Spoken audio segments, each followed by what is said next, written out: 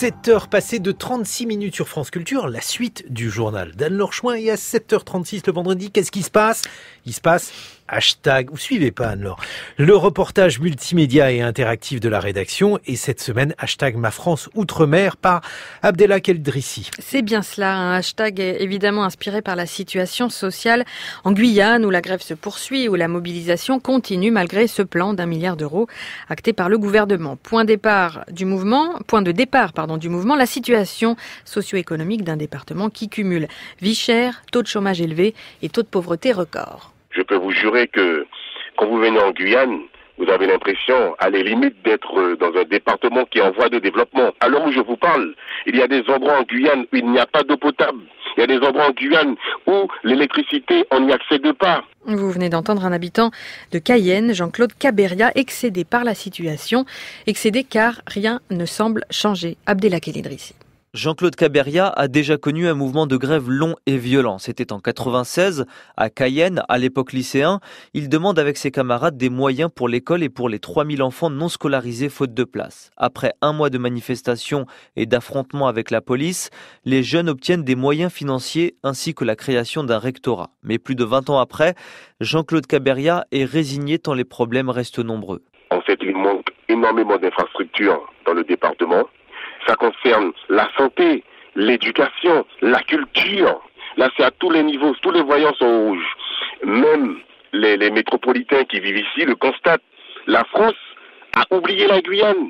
Et je pense que n'importe quel pays se serait soulevé par rapport à ces inégalités qui existent et qui sont criants dans leur département. Sur franceculture.fr, vous pourrez également lire le témoignage via Twitter d'une Guyanaise sur les difficultés quotidiennes. Mais la Guyane n'est pas le seul territoire français d'outre-mer dans cette situation.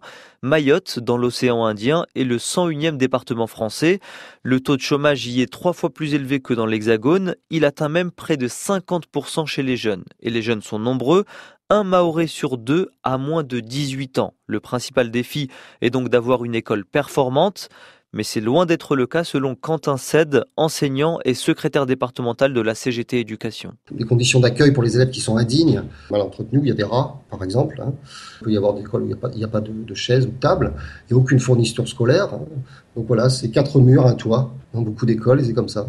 Et c'est tout. Aujourd'hui, les collèges sont surpeuplés, la surpopulation scolaire arrive dans les lycées et ça devient absolument catastrophique. Ça génère évidemment de la souffrance au travail pour les personnels, mais surtout de la souffrance chez les élèves et puis de la violence scolaire et de l'échec. On a en 6e à l'arrivée au collège, très probablement plus d'un élève sur 2 qui n'est non lecteur et non scripteur.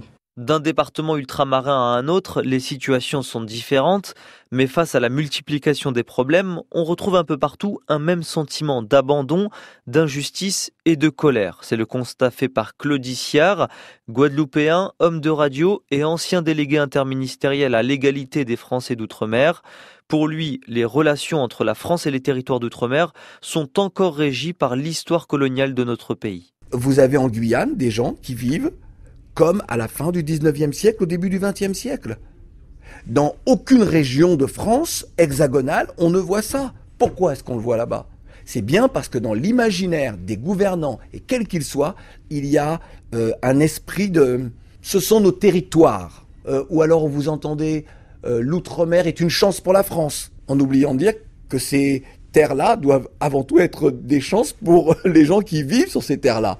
Donc on voit bien qu'il y a toujours une volonté de tirer profit. Sur franceculture.fr, vous pourrez également entendre le point de vue encore plus radical d'Élie Domota, le meneur de la grève générale contre la vie chère, qui a paralysé la Guadeloupe en 2009 pendant 44 jours. Le discours du syndicaliste indépendantiste du LKP est très dur, mais il trouve un écho d'autant plus grand que la colère des Français outre-mer augmente.